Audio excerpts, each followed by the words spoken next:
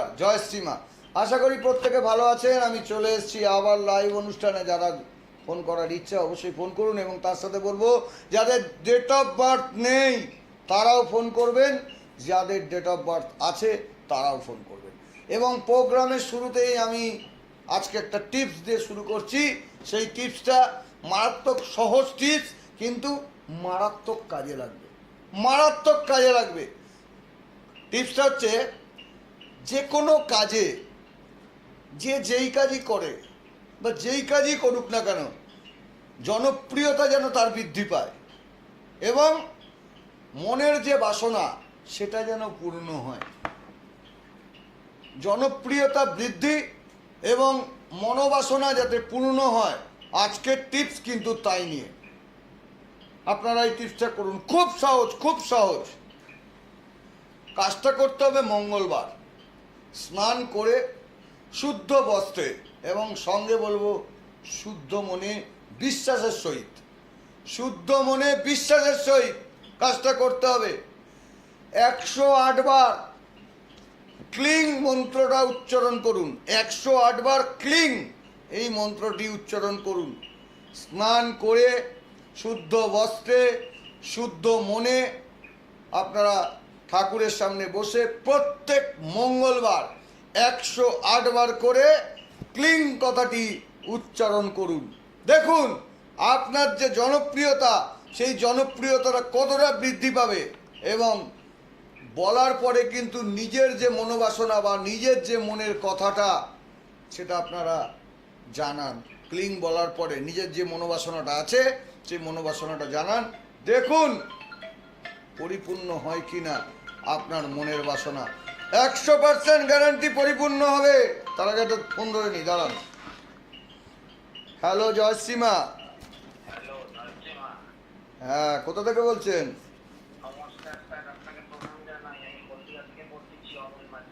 বলেন।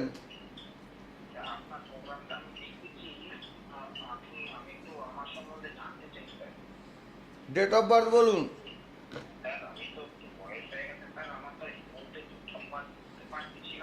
তাহলে 1 থেকে 9-এর মধ্যে একটা সংখ্যা বলুন। 7। আপনার তো জমি জমা সংক্রান্ত ব্যাপারে মামলা মোকদ্দমা চলছে, এবং কিন্তু এই যে মামলা মোকদ্দমা চলছে এটা কিন্তু অনেক দিন ধরে চলছে। কোনো রকম ভাবে কিন্তু মামলা মোকদ্দমা কিন্তু আপনার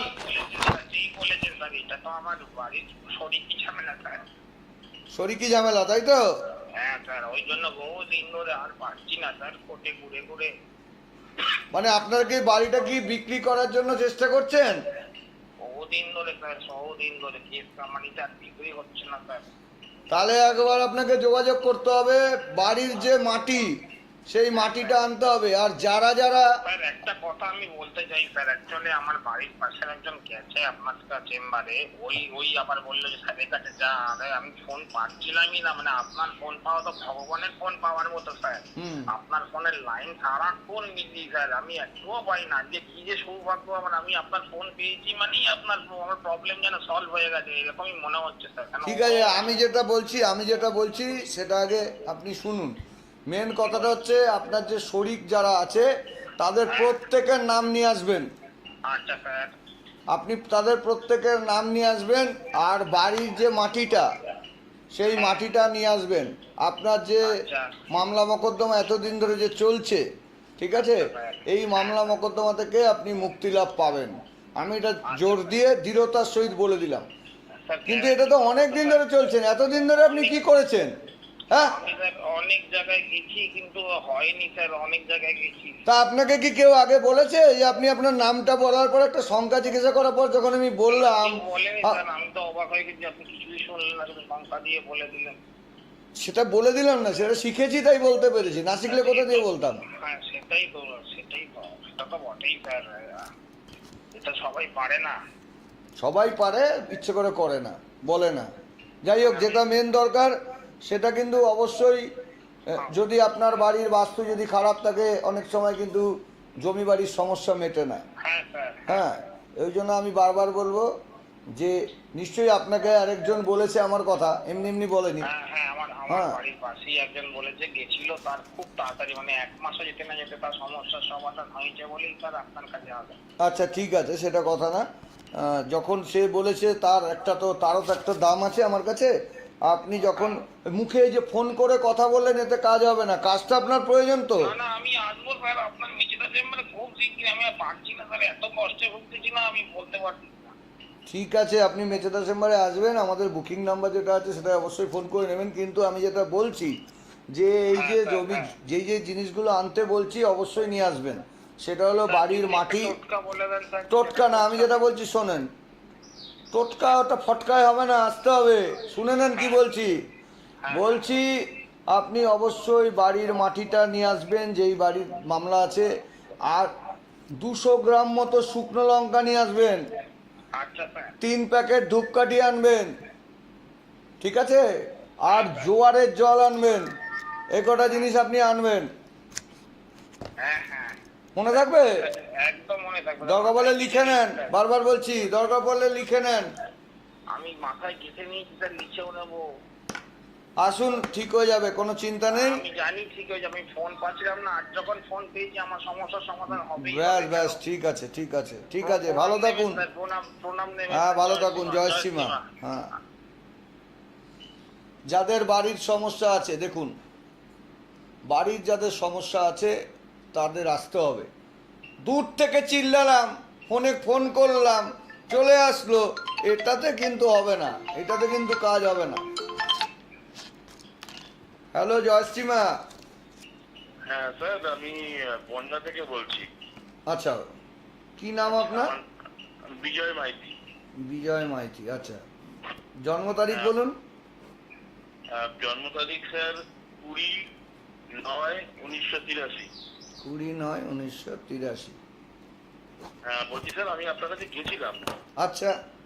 আমি বছর 2 আগে গেছিলাম, আমার ব্যবসাটা একটু প্রবলেম ছিল, তা সেই সময় আপনি আমার কিছু মানে স্টোন বা একটা কবচ দিয়েছিলেন। হুম।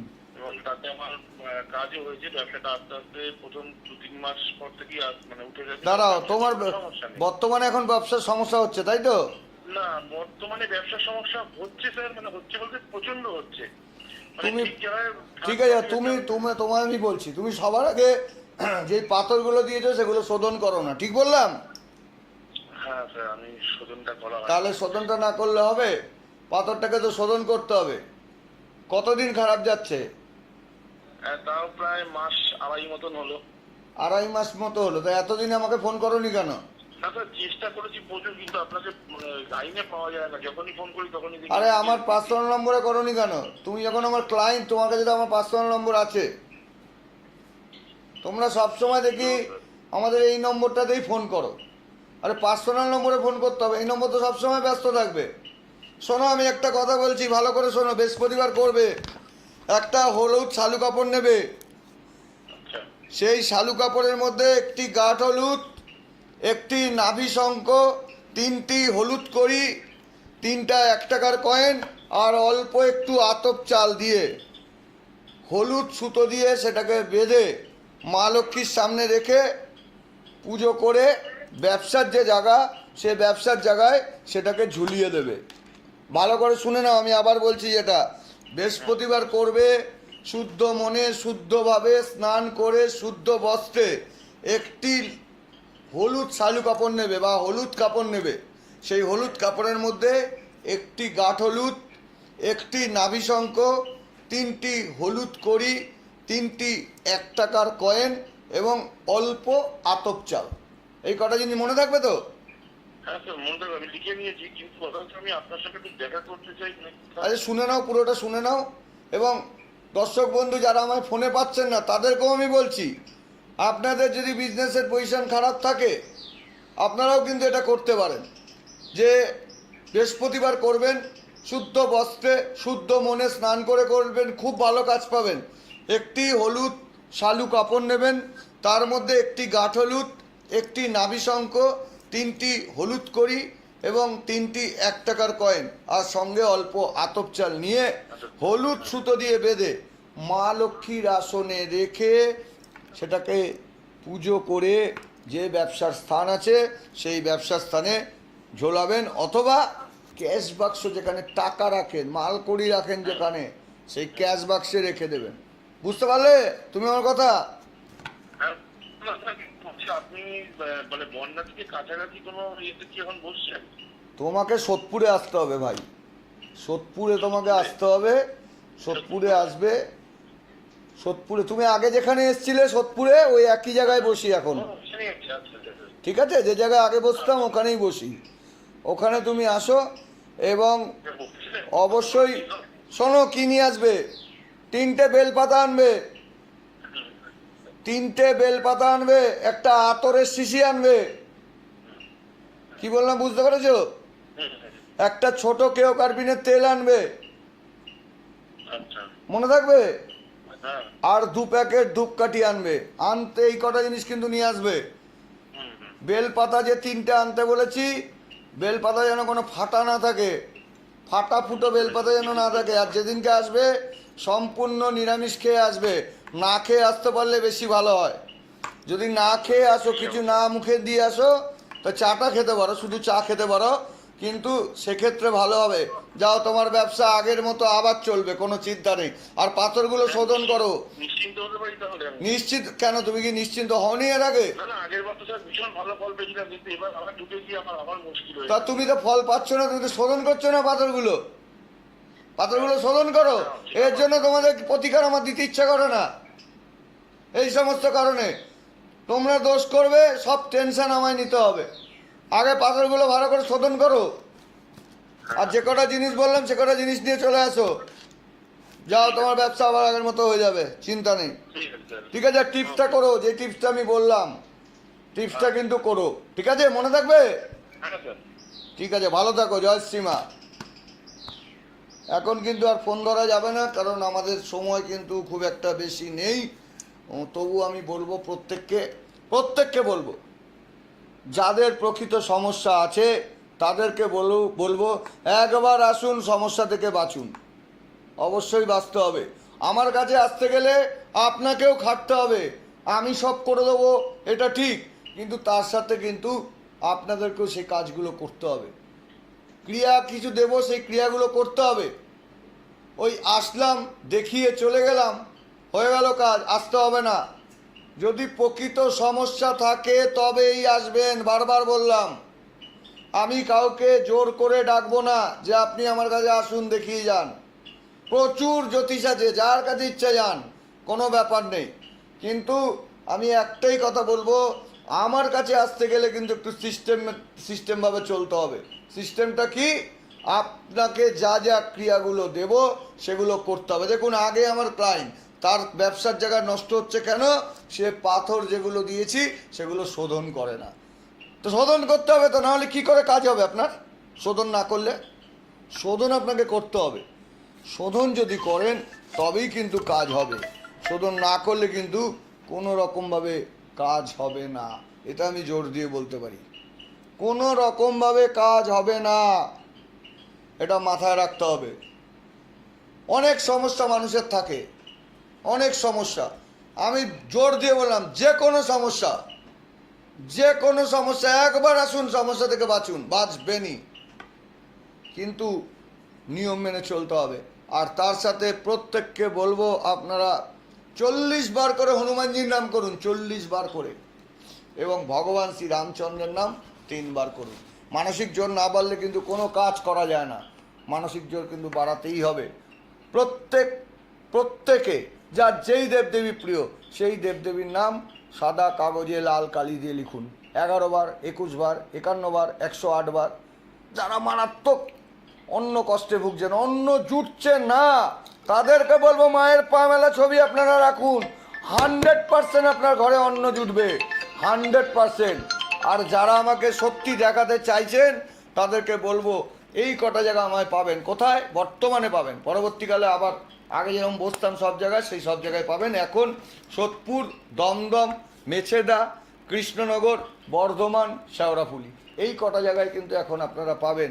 যারা আমাকে দেখাতে চাইছেন অবশ্যই তারা এই জায়গাগুলোতে আমাদের যে বুকিং নম্বর রয়েছে সেই বুকিং নম্বরে আপনারা ফোন করুন। কালসর্পদোষ, মাঙ্গলিক দোষ, এগুলো কাটাতে হবে। এগুলো না কাটালে কিন্তু বিরাট জীবনে কিন্তু ঝড় চলে আসে, বিশাল ঝড়ঝাপটা পালন করতে হয়। এটা কিন্তু আপনারা জানেন না, আমরা জানি। আজকে আর সময় নেই, প্রত্যেককে বলবো আপনারা সুখে থাকুন, ভালো থাকুন, আনন্দে থাকুন। এই বলে আজ অনুষ্ঠান শেষ করছি। নমস্কার, জয় শ্রীমা।